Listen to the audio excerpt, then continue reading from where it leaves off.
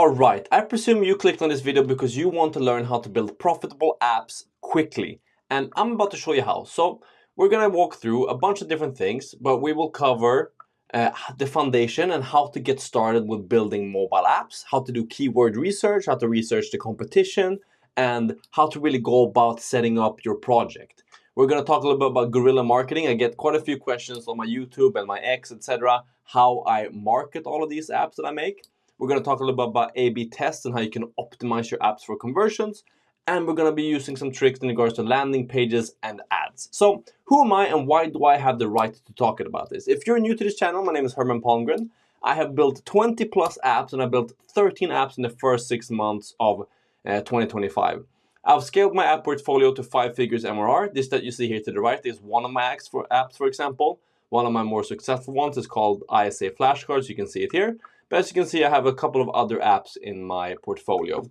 And whenever you see a video like this, rightfully so, you're probably asking yourself, okay, what's this guy's angle here? Why is he explaining this? Is this another guy who doesn't do anything of this himself, but he sells a course? And now, there's 2 things here that I'm going to be completely transparent about. One is that I have been documenting this journey since 2021. So I just do it for fun, partly. And number 2 is that one of the tools that I use here in order to ship apps quickly is mine. So if you like it, and if you want to support me, fantastic. If not, you don't have to buy it. But one of the tools that I'm going to be showing you that I use here is my tool. And that's my angle here. So let's move on how to get started. So one thing that I do is that I do AI-powered niche discovery. And what I do here is that I kind of come up with an angle myself. And I think a little bit, okay, I like these flashcard apps, for example, or I like these image recognizer apps, or I like this particular niche. What I then often do is that I ask either ChatGPT or Gemini to do research on this particular thing, and it will come up with quite some detailed output. So for example, one thing that I may ask is, can you come up with some app ideas that are in this type of app where I can use an existing framework that I have? And for example, for my flashcards, I say, I have a flashcard app for this test. Can you come up with some other tests that are similar size, similar types of questions, and can benefit from a similar structure? And then it will go through, do some research, and come up with something good. So really use AI to your advantage here and use Gemini or ChatGPT or Claude or whatever in order to do some deep research and help you find some of these niches and potential app ideas that could gain traction.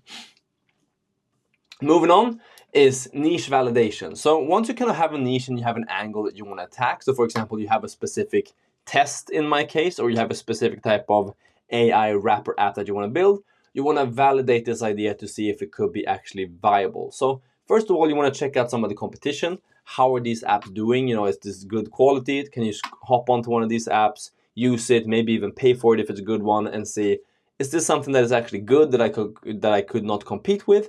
Or is this something where there's room for a little bit of improvement, where I think I could have a little bit of a different angle and actually make a good app? And I use a tool called Astro Keywords, or Try Astro it's called. It will be linked down in the description. Everything that you see here will be linked down in the description.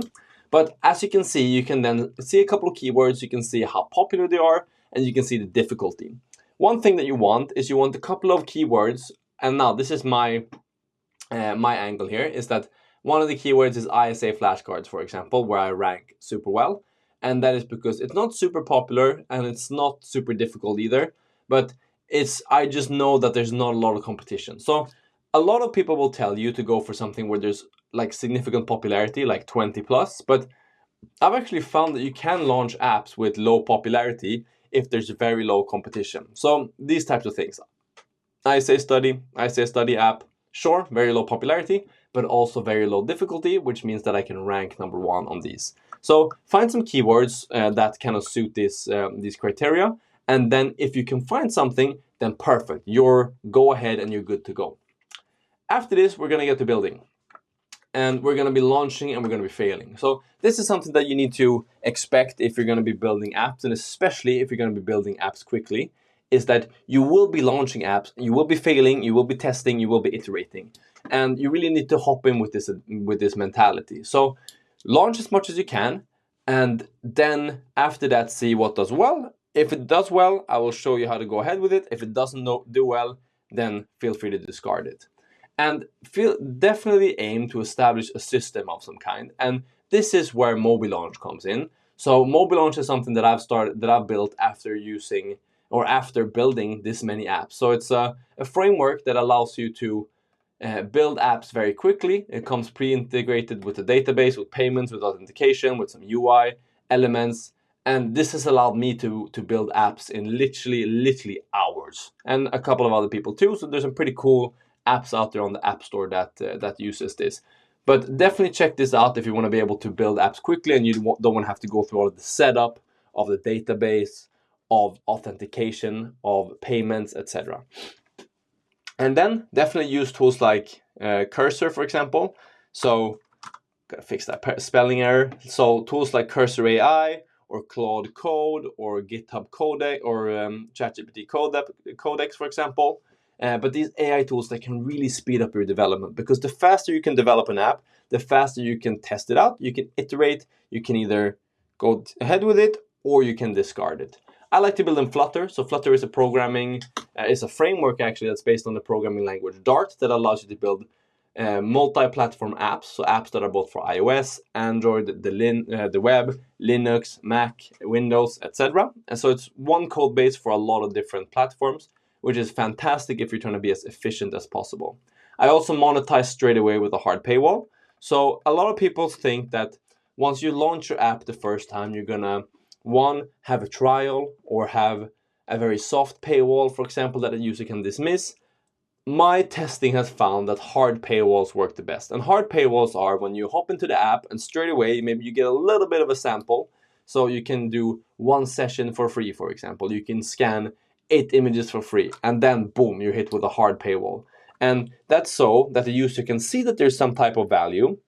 They can get a taste of that value, but they're either faced with the decision of please pay for this or leave, essentially. And I've found that this converts so much better than all other configurations. But once you've set an app up like this, so you have your keyword, you have your niche, and you know that it's a viable idea, go ahead, build as many apps as you can. And once you've built an app, you're going to put it through this 1-month litmus test. And the litmus test that I use is I only launch on the Apple App Store to begin with. And I aim to have 350 downloads in the first month and at least a few purchases kind of to get some validation.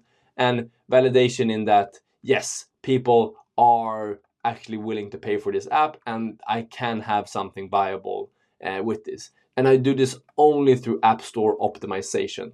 And what this means is essentially organically. I don't pay for anything. I don't really tell people about it. I just hope that people search for this enough and then find my app viable enough and interesting enough to download. If it passes this, congrats, you've made your first couple of bucks with this app. So after this, we can actually move on. And this is kind of where the grind comes in. And we call this the grind because this is where you make it better. So you take the idea that you have already and you apply some bug fixes, you add some new features, for example, and you just make some general improvements. So you go through the code base and you improve what you think could be good if you've heard something from users, whether that be adding some new features that maybe you were missing, some bugs that you found or didn't find in the beginning, etc. Because if you launch something quickly, it will have bugs, it will have rooms for improvement, but don't take this too harshly. And you can definitely build a great monetizable app, even if it has bugs and even if it has some features or if it's missing some features. After this, the grind kind of really continues throughout. But before you start doing more of a greater push, I think you really should be working a little bit on the features after you have actually validated the idea through this 1-month litmus test. So after this, after you've done some of the grind, you're able to move on to free marketing.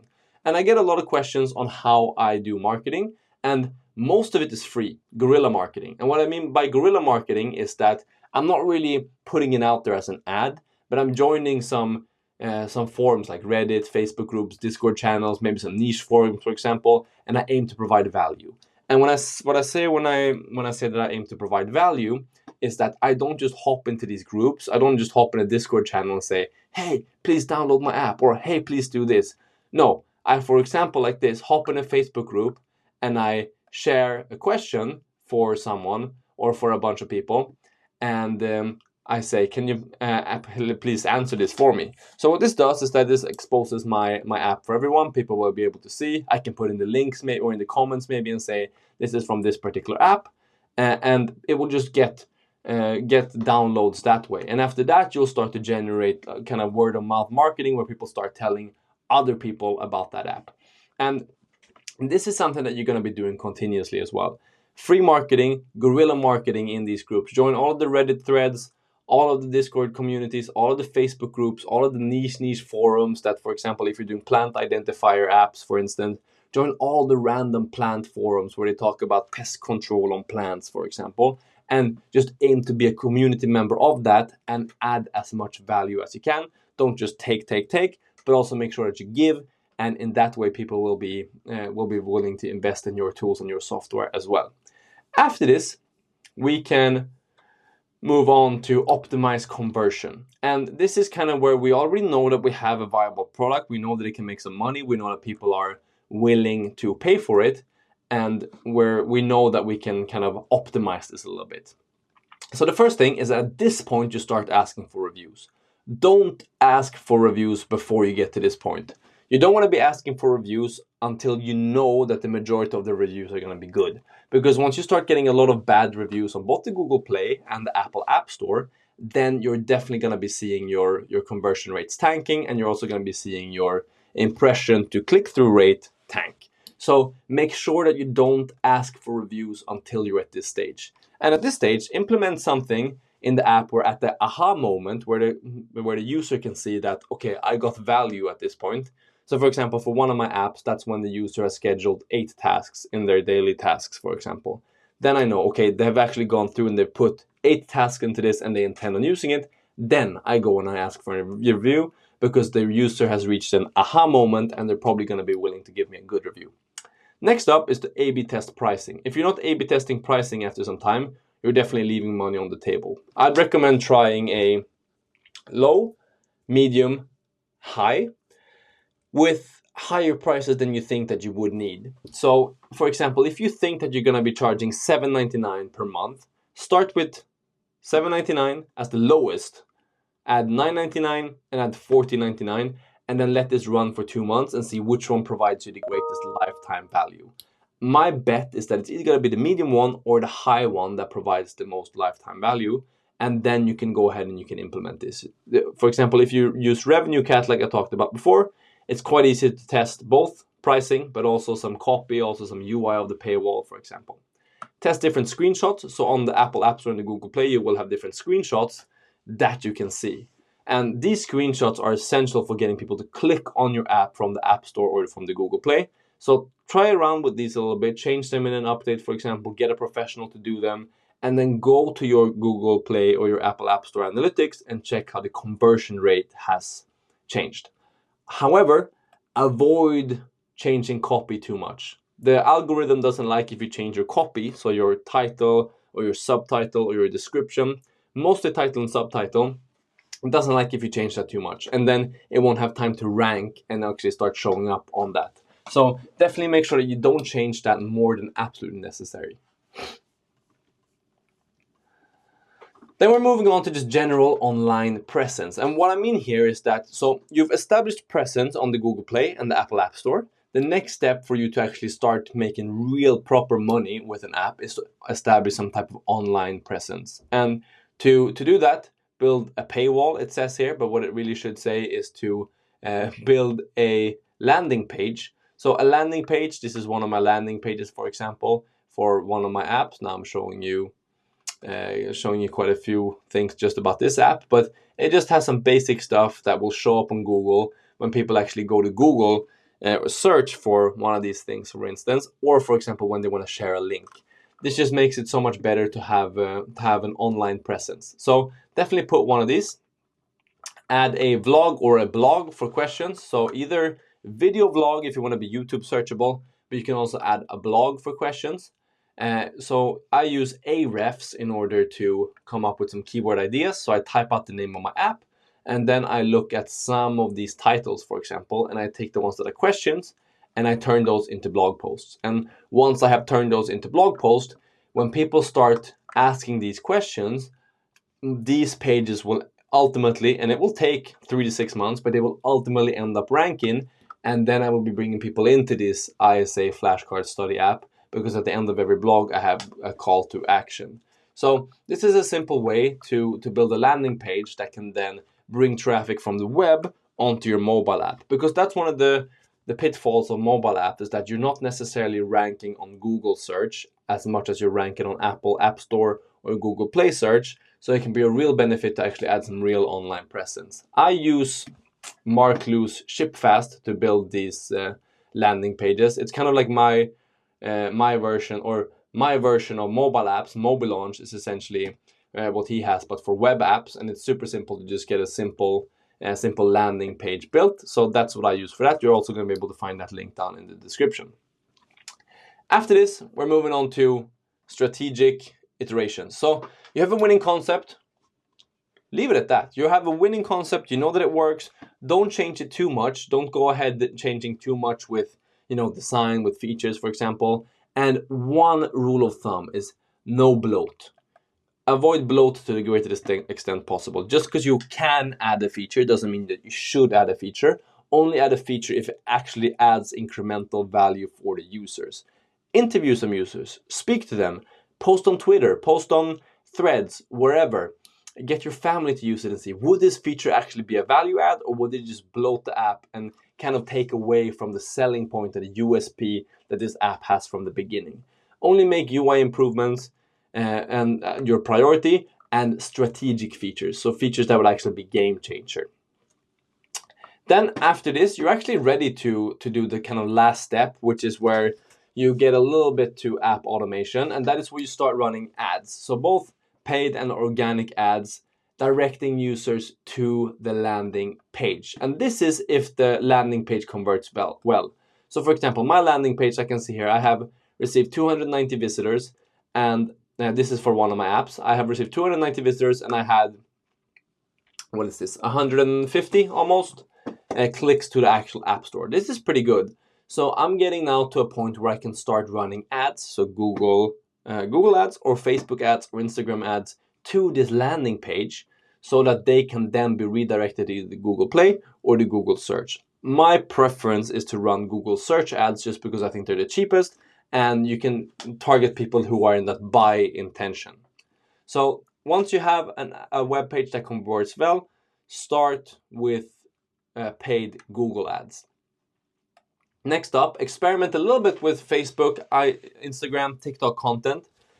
Like, how can you generate some organic content? Maybe you can post a little bit of a feature of your app, or maybe you can, post some one of these doom scrolling where you have someone playing Minecraft below and then you explaining your app above. But make it fun, follow some social trends, and make it a little bit more interactive than just a lot of these screenshots that people post thinking that people are going to download their app. Make it a little bit fun, and follow what's actually socially trending right now at that particular moment in time. Also, I find it super easy to use a tool to schedule content. This blurry screenshot is of a tool called PostBridge, for example. PostBridge allows you to, in one go, essentially schedule out content on all of your platforms. I find it super neat. I'm not an owner in any of these that I'm talking about now, except for Mobile Launch. I just think that they're good tools, and that's why I'm promoting them. And then use this to schedule content out to your all different social media accounts, and then work on and iterate on what works well, essentially. And once you get to this point, you can kind of automate this. So you can leave the ads running with a budget, for example, $500 or $100, or however much you think is viable given how much your app is bringing in. And you can just kind of leave it at that. And if it's working well, it should be bringing in traffic consistently to you. And what you should consider with this system is that there's a lot of apps that will come up in your ideas. You will discard most of them. Some will not make it past the niche validation, and you will launch quite a few, and only a couple will make it. So essentially, the funnel that you're creating will look something like this, in that you'll come up with probably 100 ideas. Excuse my poor drawing. Maybe 90 of them are validated. Maybe you think that 20 of them you can actually build, and of those 20, maybe 8 make money and 1 actually makes decent money, 5K per month. So you have to be open to the idea that you're going to be trying. Of course, sometimes you're going to hit bullseye and you're going to be able to do this in just 2 iterations, for example. But my experience has been that you have to iterate. And that's where a tool like Mobile Launch comes in, where you're able to quickly set up all of the fundamentals, all of the authentication, the database, etc., etc. So that's definitely a tool I can recommend. It's something that has come about just from me building apps for years and years. And all of these other tools that I've spoken about too are tools that I can really recommend. You can find them all down below in the description. And if you want to click them, it would make me super happy. So this is how I grow and how I scale apps and kind of how I approach this from a tactical perspective. If you have any other thoughts or any other opinions, feel free to leave them down below. And if you have any questions, also feel free to leave them down below. If you want to see more of this, then do let me know as well. And I'll see you in the next video. Peace.